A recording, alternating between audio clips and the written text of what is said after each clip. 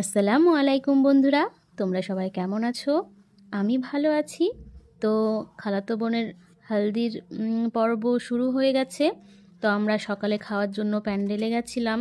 তো গিয়ে দেখছি ওনারা হলদির যে ডেকোরেশন করবে সেটা শুরু করে দিয়েছে।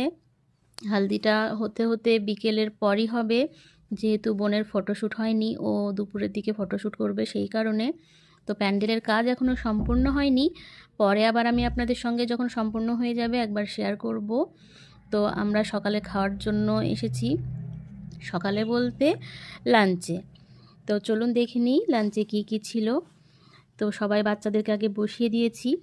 তো এই যে লাঞ্চে ছিল ফুলকপি আলু মটরশুঁটি দিয়ে একটা সবজি, আর ছিল মুগ ডাল, আর এই যে এইখানটায় বাসমতি চালের রাইস, আর এখানটায় ছিল কাতলা মাছের ঝোল। এটা দারুণ হয়েছিল কাতলা মাছটা। আর অনেক দিন পর এই যে শালপাতায় খেলাম আমরা। এখন তো সাধারণত সব জায়গাতে প্লাস্টিক বা শোলার যে থালগুলো সেগুলো, কিন্তু অনেক দিন পরই এই শালপাতায় খেলাম, তো খুব ভালো লাগছিল। তো খাওয়া দাওয়া পর্ব শেষ করে আমরা সবাই রেডি হয়ে নিয়েছি হলদির জন্য। তো আমাদের সবার মেকআপ আমার বোন সিলভি ও করে দিয়েছে, ও দারুণ মেকআপ করাতে পারে। তো সবাইকে দেখতে ভীষণ ভালো লাগছিল, একজনকে মনে হচ্ছিল যেন হলুদ পরি। আর এটা আমার খালাতো বোন আর আমি। তো বাচ্চাগুলোকেও খুব ভালো লাগছিল, হলদিতে সবাই হলুদ কালারের ড্রেস পরেছিল। তো একটাকে দেখতে এত সুন্দর লাগছিল, সবগুলোই ভীষণ মিষ্টি।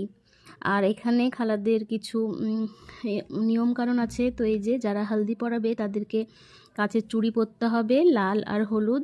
তো সেগুলোই আমরা খুলছিলাম। ওখানে যতজন ছিল সবাইকেই পরিয়েছি, আমরা নিজেরাও পরেছি।